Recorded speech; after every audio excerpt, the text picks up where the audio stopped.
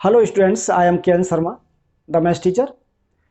Students, मैं आज आपके लिए एक ऐसा वीडियो लेकर के आया हूँ जो मोस्टली बच्चे जो है उस पोर्शन को, यानी मैथ्स के अंदर जो पोर्शन होता है ज्योमेट्री का, उसको मोस्टली छोड़ करके चले जाते हैं।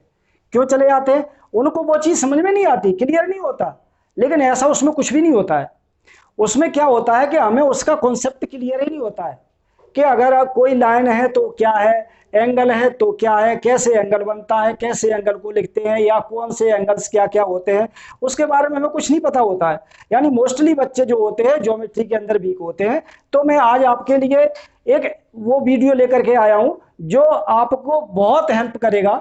यानी जो पोर्शन मैथ्स का जो छोड़ करके आते थे, वो अगर इस वीडियो के आप देख लेंगे तो वो जो पोर्शन होता है, जो ज्योमेट्री का पोर्शन होता है, वो आप उसको कभी छोड़ेंगे नहीं। और ये कहेंगे कि ये बहुत इजी है, ये तो इसमें तो ना तो हमें मल्टीप्लाई करना पड़ रहा, ना टेबल से याद करनी पड़ेगी, ना प्लस माइनस कुछ भी नहीं करना पड़ रहा। यानी ये तो मैं आज आपको बताने वाला हूं कि बेसिक कॉन्सेप्ट ऑफ ज्योमेट्री। यानी ज्योमेट्री जो शुरू होती है, कहां से शुरू होती है? नाम तो हमने सुना है कि ज्योमेट्री है, लेकिन ज्योमेट्री है क्या चीज वास्तव में? तो ज्योमेट्री हमें पता है कि किन से बनती है, लाइंस एंड एंगल से। तो स्टूडेंट्स, सबसे पहले ये होना चाहिए कि क्या लाइंस होती है, क्या एंगल्स होते हैं। तो इसलिए इस वीडियो को लास्ट तक देखते रहिए, और ये वीडियो आपको उस जो वीक पॉइंट होते हैं आपके ज्योमेट्री में, उन सबको क्लियर कर देगा। तो स्टूडेंट्स आते हैं, सबसे पहले मैं बताता हूं लाइन। लाइन क्या होती है? आपने मोस्टली देखा होगा कि लो जी, ये एक लाइन है, लेकिन वास्तव में ये लाइन नहीं है। ये क्या है? ये लाइन सेगमेंट है, लेकिन इसको हम अगर हम ऐसे कर दें और यहाँ पे ए लिख दें, ये बी लिख दें, तो इसको हम कहेंगे कि ये एक लाइन है। लाइन क्या है? जब दो पॉइंट्स को मिला करके मिलाया जाता है और इसको दोनों तरफ यानी एक्सटेंड किया जा सकता है, यानी दोनों तरफ एरो होते हैं। यानी इधर भी हम इसको एक्सटेंड कर सकते हैं और इस साइड भी एक्सटेंड कर सकते हैं। तो स्टूडेंट्स, ये हमारी होती है लाइन, इसको हम बोलते हैं लाइन। क्या होती है? लाइन के दोनों एंड्स जो होते हैं वो कैसे होते हैं? यानी एक्सटेंडेबल होते हैं, यानी इनको हम आगे बढ़ा सकते हैं, इधर भी और इधर भी बढ़ा सकते हैं। और स्टूडेंट्स, इस लाइन को हम लिखते कैसे हैं? इस लाइन को हम ऐसे लिखेंगे कि अगर कहीं ये ए बी लाइन है तो ए बी लिखेंगे, और इसके ऊपर इस तरीके से हम ये बता देंगे। तो इसको लाइन को लिखने का तरीका ये है कि ए बी एक लाइन है। क्या है? लाइन के ऊपर, अगर लाइन ए बी के ऊपर, यानी जो हमारे पॉइंट्स हैं इनके ऊपर अगर कोई लाइन लगी हो, तो इसका मतलब ये होता है कि ए बी जे लाइन। इसको हम क्या पढ़ेंगे? A B J line. ठीक है ना? तो स्टूडेंट्स, ये आता है हमारा, ये होता है लाइन।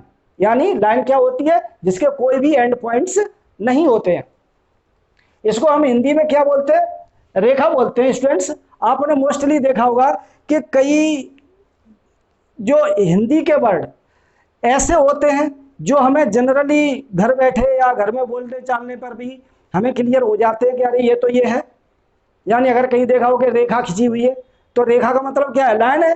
और लाइन को हम इंग्लिश में लाइन बोलते हैं, हिंदी में रेखा बोलते हैं। इसी तरीके से स्टूडेंट्स, इनको मैंने सबको हिंदी में लिखा हुआ है। और हिंदी में मैंने क्यों लिखा हुआ है कि कुछ वर्ड्स ऐसे होते हैं इंग्लिश के जो इतने कॉम्प्लिकेटेड होते हैं, जो हमें ये नहीं पता चल पाता कि ये वास्तविकता क्या है उसकी, उसको हम क्या कहेंगे। तो इसलिए अगर हमें उसकी हिंदी पता है तो हम हिंदी के पोर्शन से उसको समझ सकते हैं। क्यों? क्योंकि जो भी क्वेश्चन पेपर आता है, यानी बोर्ड का या जो भी है एग्जाम का, वो हिंदी और इंग्लिश दोनों मीडियम में आता है। और दोनों मीडियम में आता है तो बाय द वे जो पॉइंट या जो वर्ड आपको हिंदी में क्लियर नहीं हो रहा वो इंग्लिश में क्लियर हो जाता है, और जो इंग्लिश में क्लियर नहीं होता है वो हिंदी में क्लियर हो जाता है। तो स्टूडेंट्स, दोनों को समझिए। लाइन बताई मैंने कि लाइन जिसके कोई भी एंड पॉइंट नहीं होता है, यानी दो पॉइंट्स को मिला करके दोनों तरफ एक्सटेंडेबल होती है, तो उसको हम लाइन बोलते हैं। और इसको हम इस तरीके से डिनोट करते हैं, जिसके ऊपर यानी ए बी लिख करके हमने उसके ऊपर लाइन बना दी। अब आते हैं स्टूडेंट्स लाइन सेगमेंट, यानी रेखाखंड। अब रेखाखंड क्या होता है? जैसा आपने हिंदी से क्लियर हो जाता है, हिंदी से भी क्लियर हो जाता है कि रेखा खंड, यानी रेखा यानी लाइन, खंड माने टुकड़ा, यानी एक लाइन का टुकड़ा। कैसा लाइन का टुकड़ा? ऐसा लाइन का टुकड़ा कि मान लो ये है, ये मैं कह दूं ए और इसको कह दूं बी। इसका मतलब क्या है कि ये क्या है, ये इस लाइन का एक टुकड़ा है। क्या है? यानी लाइन सेगमेंट है, इस लाइन का एक सेगमेंट है। और सेगमेंट क्या है? इसके 2 एंड पॉइंट्स होते हैं, लेकिन कोई भी ये इसको किसी भी तरफ हम एक्सटेंड नहीं कर सकते हैं। तो स्टूडेंट्स यानी हम इसको लाइन सेगमेंट को क्या कह सकते हैं? देखिए लाइन सेगमेंट, लाइन सेगमेंट क्या होती है? तो लाइन सेगमेंट को मैंने बताया है कि the portion of a line which have 2 end points. यानी लाइन सेगमेंट क्या होती है? वो लाइन होती है, लाइन का जो हिस्सा होता है जिसके 2 एंड पॉइंट्स होते हैं। यानी अगर आपको कहीं पे भी ऐसे दिखाई दे कि एक भी तरफ एरो ना हो, इसमें देखिए दोनों तरफ एरो लगा हुआ है, लेकिन इसमें कहीं भी एरो नहीं है। अगर ये एरो नहीं है तो इसका मतलब ये है कि ये रेखाखंड है या लाइन सेगमेंट है।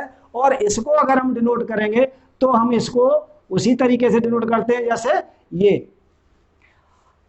ए बी लाइन को हमने रिप्रेजेंट किया था, तो ए बी के ऊपर हमने लाइन बनाई हुई थी। और अगर लाइन सेगमेंट को अगर हम डिनोट करना है तो ए बी के ऊपर भी लाइन सेगमेंट बनाना पड़ेगा। इसका मतलब है कि A B is a line segment.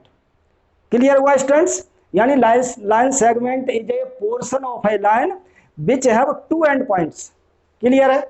आगे आते हैं रे पर। स्टूडेंट्स आपने ये देखा होगा कि सन रेज देखा है ना। जैसे मान लीजिए कोई सन है, ये इधर रेज जाती हैं, ऐसे रेज जाती हैं, इस तरीके से रेज होती हैं, इसकी ऐसे रेज होती हैं, तो ये रेज बोलते हैं। जैसे सन रेज क्या होती है?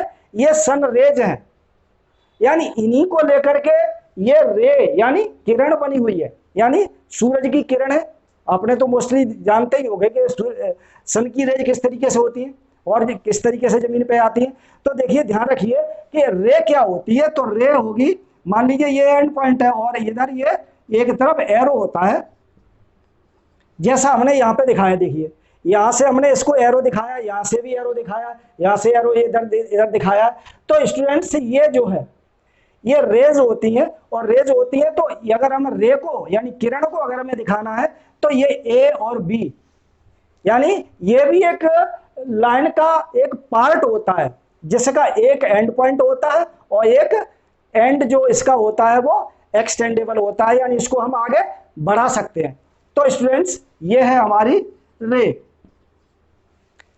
यानी रे का मतलब जहां पे भी रे आए तो रे को अगर हम दिखाना चाहते हैं तो रे को हम दिखाएंगे इस तरीके से ए और ऐसे करके। इसका मतलब है कि स्टूडेंट्स हमें जब इसको हम डिनोट करते हैं, अगर बाई दी वे ये ना बनी हो तो हमें ये पता चल जाएगा कि ए बी के ऊपर अगर रे बनी हुई है तो इसको हम बोलेंगे ए बी जे रे। अगर ए बी के ऊपर इस तरीके से बना हुआ है तो इसको बोलेंगे A B J line segment. और अगर कहीं इस तरीके से बना हुआ है तो इसको बोलेंगे A B J line. Clear हुआ? लाइन, लाइन सेगमेंट और रे, ये इनका बहुत बड़ा रोल होता है स्टूडेंट्स। आगे आते हैं इंटरसेक्टिंग लाइंस। यानी इंटरसेक्टिंग लाइंस क्या होती हैं? लाइंस यानी मोर देन वन, यानी जैसे बोला है कि इंटरसेक्टिंग लाइन यानी प्रतिच्छेदी, यानी जो एक दूसरे को छेद करती हो, यानी छेदी रेखा, प्रतिच्छेदी रेखा है। मान लीजिए ये है और ये है। अगर मैं इसको कह दूं कि ये ए है, ये बी है और ये सी है और ये डी है, और यहां पर जो पॉइंट है वो ओ है। अब देखिए स्टूडेंट्स क्या है, ये दो लाइंस है ए बी और सी डी। ये क्या कर रही है? ये आपस में एक दूसरे को इंटरसेक्ट कर रही हैं, यानी छेद कर रही हैं, छेदक रेखाएं एक दूसरे में से छेद करते हुए निकल रही हैं। और जहां पर भी ये इंटरसेक्ट करती हैं वो पॉइंट है हमारा ओ। तो ध्यान रखिए स्टूडेंट्स, जब 2 lines intersect at A one point, यानी जब 2 रेखाएं एक पॉइंट पर इंटरसेक्ट करें तो इन दोनों लाइंस को हम क्या बोलेंगे? यानी इंटरसेक्टिंग लाइंस बोलेंगे। यानी और जिस पॉइंट पे ये जो इंटरसेक्ट करती हैं इस पॉइंट को बोलेंगे पॉइंट ऑफ इंटरसेक्शन। क्या बोलते हैं? यानी ये जो ओ पॉइंट है जहां पर ये दोनों इंटरसेक्ट कर रही हैं इसको हम पॉइंट ऑफ इंटरसेक्शन बोलेंगे, और इसको हम बोलते हैं इंटरसेक्टिंग लाइंस, इंटरसेक्टिंग लाइंस, यानी ये दो लाइन होती हैं जो आपस में इंटरसेक्ट करती हैं और उनका एक कॉमन पॉइंट से पास होती हैं, और वो कॉमन पॉइंट होता है पॉइंट ऑफ इंटरसेक्शन। ध्यान रखिए, कहीं पर भी अगर दो लाइन आपस में इस तरीके से इंटरसेक्ट कर रही हो या एक दूसरे को काट रही हो तो उनको हम बोलते हैं इंटरसेक्टिंग लाइंस। क्लियर हुआ स्टूडेंट्स? आगे आते हैं पैरेलल लाइंस। ध्यान रखिए स्टूडेंट्स, अगर कोई दो लाइन जो एक दूसरे को इंटरसेक्ट ना करे, यानी ये तो एक दूसरे को इंटरसेक्ट कर रही थी तो इंटरसेक्टिंग लाइन हो गई। अगर ये दोनों लाइंस ये एक दूसरे को इंटरसेक्ट ना करें, अगर मैं ऐसे ले लूं इन दोनों लाइंस को, देखिए ये ए, ये बी है और ये सी है और ये डी है। देखिए ए बी और सी डी क्या है ये लाइन? ये नॉन इंटरसेक्टिंग लाइन है, यानी ये दोनों आपस में एक दूसरे को इंटरसेक्ट नहीं कर रही हैं, काट नहीं रही हैं। जब ये दोनों रेखाएं आपस में काट नहीं रही हैं तो इंटरसेक्टिंग लाइन तो होंगी नहीं, तो क्या होंगी? नॉन इंटरसेक्टिंग लाइन्स होंगी, या हम इनको कह सकते हैं कि अगर इनको हम पैरेलल लाइन कह सकते हैं। लेकिन ध्यान रखिए कि अगर दो लाइनें इस तरीके से बनी हुई हैं, एक मिनट, यहाँ पे इस तरीके से और ऐसे बनी हुई है लाइन्स, तो हम इनको पैरेलल लाइन्स नहीं कह सकते। क्यों नहीं कह सकते? क्योंकि अगर हम इसको आगे प्रोड्यूस करेंगे तो ये एक किसी पॉइंट पे जरूर इंटरसेक्ट करेंगे। तो ध्यान रखिए, ये इंटरसेक्टिंग लाइंस कब होंगी? जब हम इनको आगे एक्सटेंड करेंगे या जब हम इनको आगे बढ़ाएंगे तो ये एक दूसरे को इंटरसेक्ट कर जाएंगे, तो इसका मतलब ये पैरेलल लाइन नहीं होगी। लेकिन यहां पर क्या है कि अगर हम इनको कितना भी आगे एक्सटेंड कर दें और ये कभी एक दूसरे को इंटरसेक्ट नहीं करेंगी, तो इसका मतलब ये है कि इनको हम बोलते हैं पैरेलल लाइंस। पैरेलल लाइंस, ये पैरेलल लाइंस होती है, इनके जो बीच की डिस्टेंस होती है ये वाली, वो इक्वल होती है। कहीं भी ले जाओ, कितना भी इनको आगे एक्सटेंड कर दो, तो इनके जो बीच की डिस्टेंस है वो इक्वल होगी। अगर इक्वल है, जैसे रेल की दो पटरियां होती हैं, आपने देखा होगा कि दोनों पटरियां कितनी दूरी पे होती हैं, एक निश्चित डिस्टेंस पे होती है और वो पटरियां आपस में एक दूसरे को नहीं मिलती हैं। तो इनका मतलब ये है कि वो जो है क्या है? पैरेलल लाइंस है। क्यों? क्योंकि वो कभी भी एक दूसरे को इंटरसेक्ट नहीं करती हैं। तो स्टूडेंट्स, ये पैरेलल लाइंस हैं। क्या होती हैं? दो लाइंस होती हैं जिनके बीच की डिस्टेंस इक्वल होती है। इनको कितना भी आगे एक्सटेंड किया जाए एक दूसरे को इंटरसेक्ट नहीं करती हैं, तो इनको हम बोलते हैं पैरेलल लाइंस। और इंटरसेक्टिंग लाइंस जो एक दूसरे को इंटरसेक्ट करें, यानी एक दूसरे को काटें। दो रेखाएं जब एक दूसरे को काटती हैं तो उनको हम इंटरसेक्टिंग लाइंस बोलते हैं। और जब आगे आता है ट्रांसवर्सल। स्टूडेंट, ट्रांसवर्सल क्या होती है? ट्रांसवर्सल यानी छेदक रेखा बोलते हैं इसको हिंदी में। क्या बोलते हैं? छेदक रेखा। यानी छेदक रेखा क्या होती है? अगर दो लाइन ऐसी हैं, पैरेलल लाइन है, मान लीजिए ये ए बी सी और डी, ये दो लाइन्स है और हमें पता है ये कैसी हैं? पैरेलल हैं। क्योंकि अगर हम इनको आगे कितना भी आगे प्रोड्यूस करेंगे तो ये एक दूसरे को इंटरसेक्ट नहीं करेंगे। अगर मैं एक लाइन ऐसे बना दूं, ऐसे, तो इसका मतलब क्या है कि ये जो एक लाइन है वो इन दोनों लाइन को क्या कर रही है? ये भी प्रतिच्छेद कर रही है, यानी इंटरसेक्ट कर रही है। ये दो लाइनें होंगी तो इंटरसेक्टिंग लाइन होंगी। जब एक लाइन दो पैरेलल लाइन को इंटरसेक्ट करेगी तो ये क्या कहलाएंगी? इसको हम ट्रांसवर्सल कहते हैं।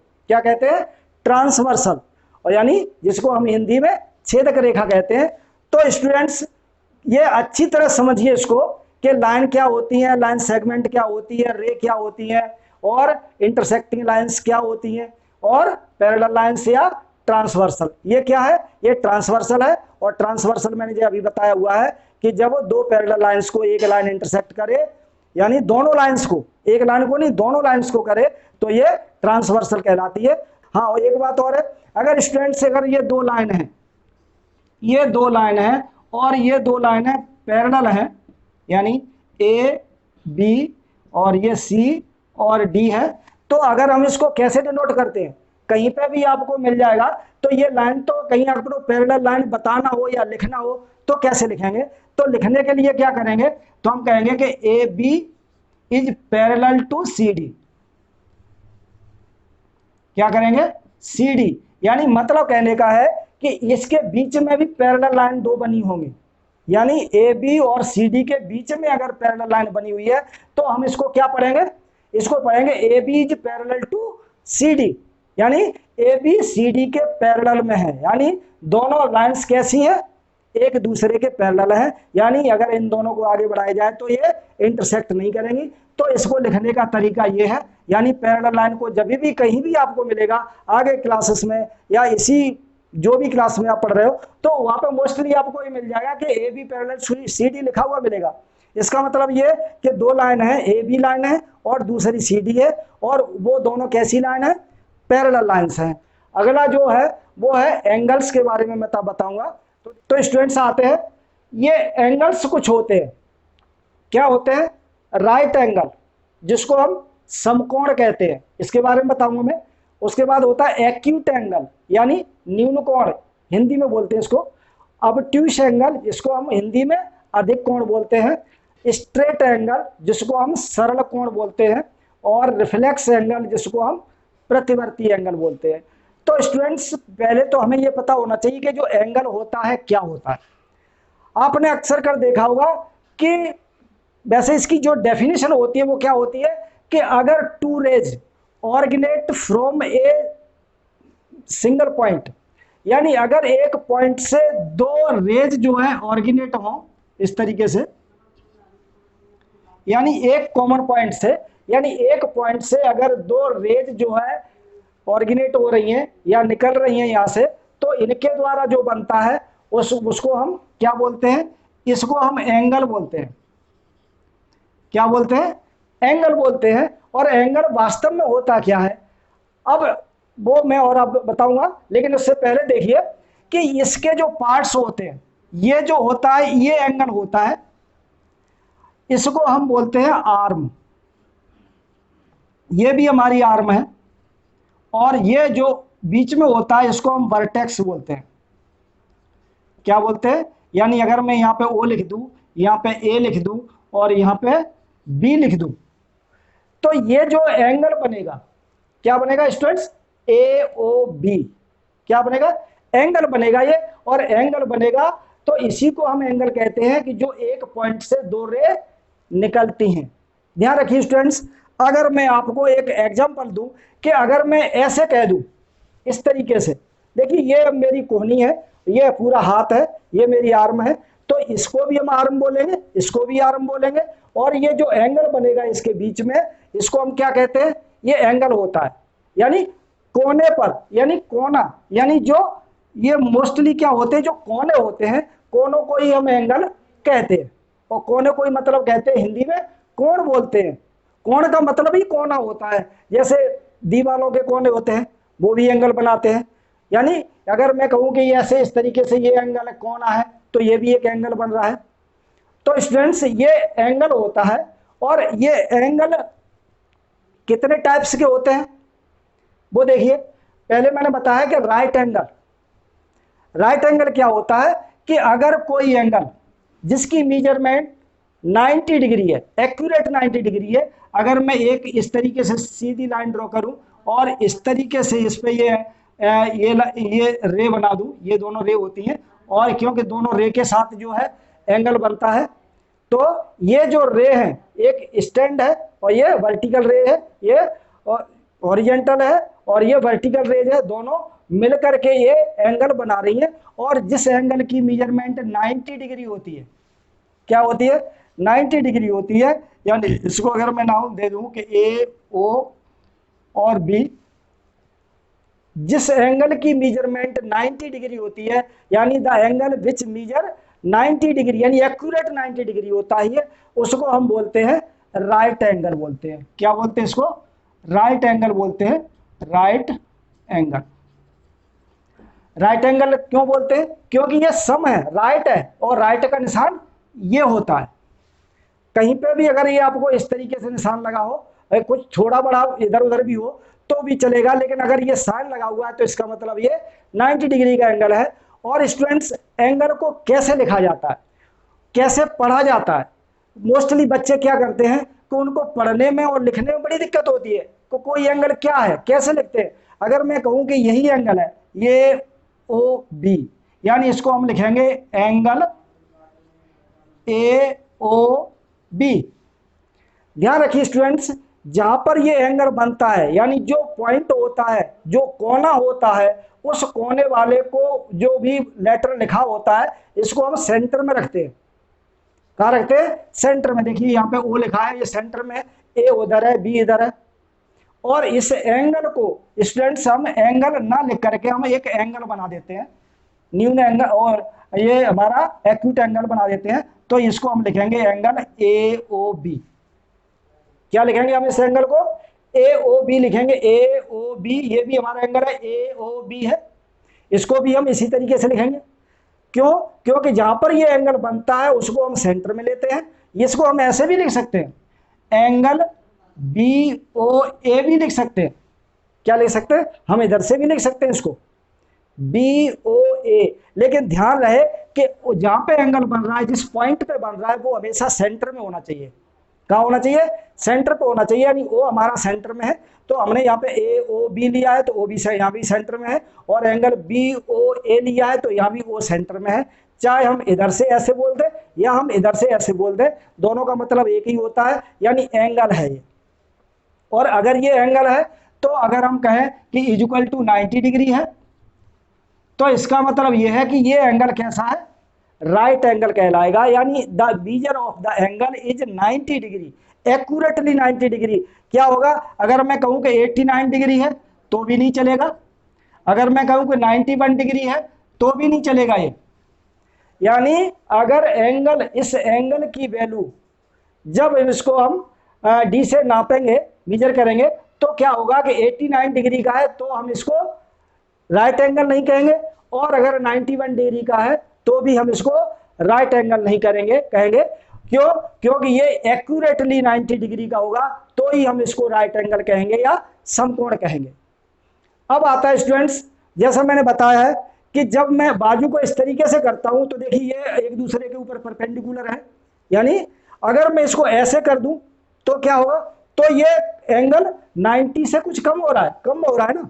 यानी ये एंगल कैसे बन रहा है? ये एंगल ऐसे बन रहा है। यानी ये, जैसे मैं कहूं कि ए ओ और बी है, और ये एंगल है, ये एंगल कैसे बन रहा था? ऐसे बन रहा है। तो ऐसे बन रहा है, इसका मतलब जो ऐसे था हमारा एंगल, ये 90 डिग्री का था, तो हमने क्या किया? इसको कम कर दिया। जब कम कर दिया तो ऐसे हो गया, जब कम हो गया तो इसको हम बोलेंगे एक्यूट एंगल।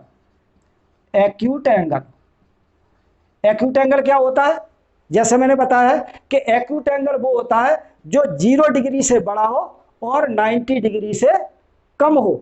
यानी the angle which is greater than 0 and less than 90 degree. अगर 90 डिग्री से कम है और 0 डिग्री से बड़ा है, तो उसको हम क्या बोलेंगे? एक्यूट एंगल बोलेंगे, यानी न्यून कोण बोलेंगे। क्यों? क्योंकि वो 90 डिग्री से कम है। यानी जो एंगल जिसकी वैल्यू 90 डिग्री से कम हो उसको हम एक्यूट एंगल कहते हैं। क्लियर है? आगे आते अब ट्यूस एंगल। जैसा स्टूडेंट्स मैंने बताया था कि ये हमारी जो होती है इस तरीके से परपेंडिकुलर लाइन होती है, और जब हम इसको ऐसे कर देते तो न्यून एक्यूट एंगल हो जाता है, और अगर यहां से हम ऐसे कर दें तो ये अब ट्यूस एंगल हो जाएगा। क्या हो जाएगा? अगर कोई इस तरीके से दो रे हैं और ये इस तरीके से है, यानी ये ए ओ और बी, यानी जो ये एंगल बन रहा है, ये जो एंगल बन रहा है ये कैसा होगा? ये ऑब्ट्यूस होगा, ऑब्ट्यूस एंगल होगा ये। ऑब्ट्यूस एंगल क्यों होगा? और इसको हम क्या बोलते हैं हिंदी में? अधिक कोण बोलते हैं। अधिक कोण का मतलब होता है अधिक, मोर देन 90 डिग्री। यानी the angle which is more than 90 degree और लेस देन 180 डिग्री। यानी वो एंगल, जिस एंगल की वैल्यू 90 डिग्री से अधिक और 180 डिग्री से कम होगी, उसको हम बोलते हैं ऑब्ट्यूस एंगल। क्या बोलेंगे? The angle which is of greater than 90 degree and less than 180 degree, यानी 180 डिग्री से कम हो और 90 डिग्री से बड़ा हो तो इसको हम ऑब्ट्यूस एंगल या अधिक कोण बोलेंगे। क्लियर हुआ students? Right angle 90 degree, acute angle less than 90 degree और obtuse angle more than 90 degree. Means कहने का है कि जो एक्यूरेट होता है वो 90 होता है, कम हो गया तो एक्यूट हो गया, ज़्यादा हो गया तो ऑब्ट्यूस हो गया। क्लियर है? आगे आते हम स्ट्रेट एंगल। स्ट्रेट एंगल का मतलब होता है, देखिए